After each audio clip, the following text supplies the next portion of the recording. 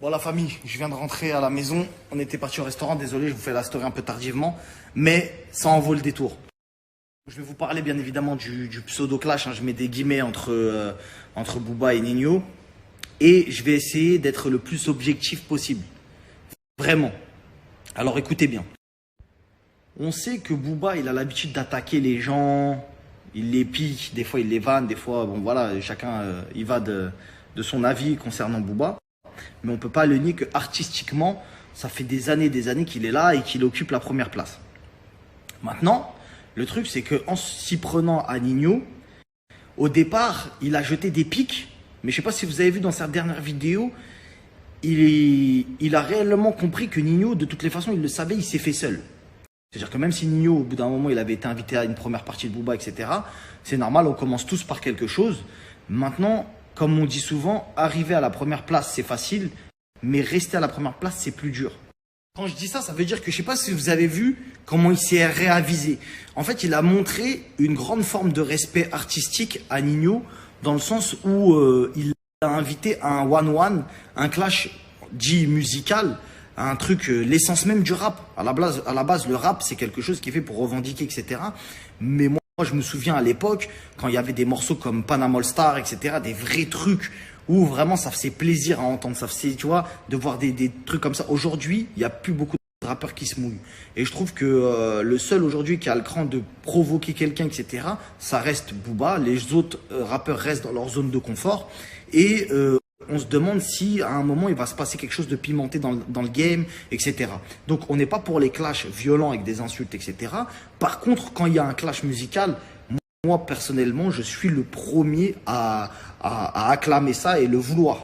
Maintenant, je pense que quand il s'est attaqué à Ninho, il a vu que Ninho, c'était pas comme les autres. Déjà, contrairement à certaines personnes qu'il a attaquées auparavant, il y a des artistes qu'il a attaqués que lui-même avait construits. C'est-à-dire c'était lui-même, il les avait créés, donc c'était un peu plus facile pour les démonter, etc. Quand il s'est attaqué Ninho, il a vu que grosse communauté Ninho. Tu vois, il peut pas le nier non plus, il n'est pas aveugle le type, c'est-à-dire il arrive, il se dit ouais c'est vrai, il y a des singles d'or, de diamants, de tout ce que tu veux, le mec il a une vraie discographie et il a surtout un sacré talent. Ça, on peut pas le nier. Moi-même, je suis consommateur de la musique de Ninho, de fou malade. Il a un putain de talent. Pour moi, là, en ce moment, c'est le numéro 1. C'est le numéro 1 en ce moment. C'est-à-dire que tout ce qu'il a sorti, il y a que des tubes, c'est lourd, de fou, il est chaud. Maintenant, on peut pas le nier, ça fait pas non plus des années qu'il est au top. Ça veut dire qu'il a monté. Aujourd'hui, il est en haut, c'est cool. Et là, ce qui est bien, c'est qu'on a quand même Booba, parce qu'il faut se rendre compte que Booba, il a quand même une carrière, etc., qu'il arrive à remettre en jeu la ceinture. C'est-à-dire en mode, bon, moi, je suis quand même Booba, et même Ninho devrait le prendre avec... il devrait être flatté, le fait qu'un rappeur comme Booba, il lui dise à lui, bah vas-y, on fait un clash de musique, un clash de son. Pour moi, c'est vraiment comme ça qu'il faudrait le prendre. Parce que bon, Ninho, il a jeté son petit pic en disant, je vais faire le meilleur album de tous les temps. C'est normal que les autres rappeurs, amis ou pas amis, se sentent concernés en disant ouais mais moi aussi je fais de la musique, comment tu peux dire ça, etc. Mais toujours en restant dans le domaine du rap.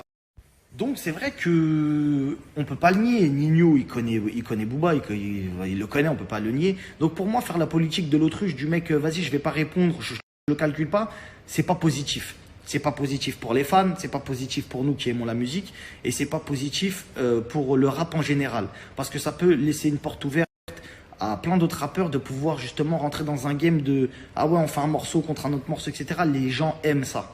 On aime ça quand c'est fait avec respect dans la musique, etc. On attend les morceaux avec impatience. Là, je vous ai posté un morceau de Ninho qui est pas représentatif de tout l'album. Il est très lourd. J'ai écouté d'autres morceaux. Ouais, après, parce qu'il y en a, ils vont me dire ouais, t'es un bâtard, pourquoi t'as sorti le morceau, etc. Non, tranquille, ça c'était pour les fans, pour qu'ils écoutent, etc. Parce que le morceau est lourd. Mais il y a d'autres morceaux extrêmement lourds dans l'album. Je tiens à ma vie, je vais pas poster les albums des gens sur internet, calmez-vous. Mais en tout cas, ça laisse apercevoir l'immense talent que Ninho a mis en avant dans ce talent. Là, ce qui serait vraiment bien, ce qui serait vraiment cool pour tout le monde, je pense, et je pense pas être le seul à penser comme ça, c'est que Ninho, bah, il puisse répondre en musique, tu vois, un bon clash comme à l'ancienne, en morceaux, etc. Et je pense que l'offre, elle a été plus que respectueuse. C'est comme si Mayweather, il vient, il y a un combattant, un boxeur, il vient, il gravit les échelons et d'un coup, t'as Mayweather qui dit, bah pour toi, je vais remettre ma ceinture en jeu. Ou je te dis une connerie, Khabib qui combat plus, mais vas-y, il voit qu'il y a un mec, il est chaud, il se dit, pour lui, je peux repartir au front. Parce qu'on sait très bien que de toutes les façons, Booba, il clash les gens, etc. Mais il leur a jamais proposé de trucs comme ça. Donc je vous dis la vérité. S'il a proposé ça à Nino, c'est qu'il voit que Nino, il est chaud. Et je les vois arriver, hein, les mauvaises langues. Ouais, mais il veut gratter le buzz de Nino, etc.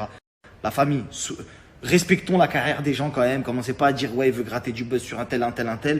Tout le monde sait qui est Booba. Voilà, comme ça, il n'y a pas d'histoire de, ouais, truc. Et tout le monde en ce moment sait aussi qui est Nino. Donc je pense que Booba est la seule personne aujourd'hui qui propose ce genre de choses, de l'entertainment style américain. Pour moi, c'est les mêmes histoires de Drake, etc. Ça fait vivre le rap, qu'on le veuille ou non, ça fait vivre le rap. Ça le fait vivre. Ça le sort de sa zone de confort. Ces petites histoires, ça fait parler, ça fait vivre les rappeurs, ça les met en avant. Qu'on le veuille ou non, il y a des gens qui n'écoutaient pas Nino, qui iront écouter parce que Booba parlait de lui. Et Nino, pareil, s'il commence à répondre, il y a des gens qui écoutaient Nino, qui iraient écouter ce que fait Booba, etc. Donc pour moi, c'est bénéfique pour tout le monde. Surtout quand c'est des gros artistes comme ça qui sont bien exposés. C'est les pay-per-view, frérot. C'est quand il y a deux gros boxeurs qui sont là. On aime tous ça. On aime ça. Ça sert à rien de mentir, de dire je sais pas quoi. On aime tous ça. Et c'est deux personnes qui ont énormément de talent. Donc ça aurait été bien de pouvoir avoir un genre de clash, quoi. Calmez-vous également. Je ne vous enverrai pas l'album de Nino. Voilà, je le dis, Nino, t'inquiète pas, mon ref. Je veux pas mourir, frère. Tranquille. J'ai suffisamment de menaces par lunettes noires. Tranquille, ma gueule. On va pas se mettre toute la France à dos. Déjà que je suis en tête de partout, frère. Tranquille. En tout cas, j'aime bien le son numéro 2 de l'album. Et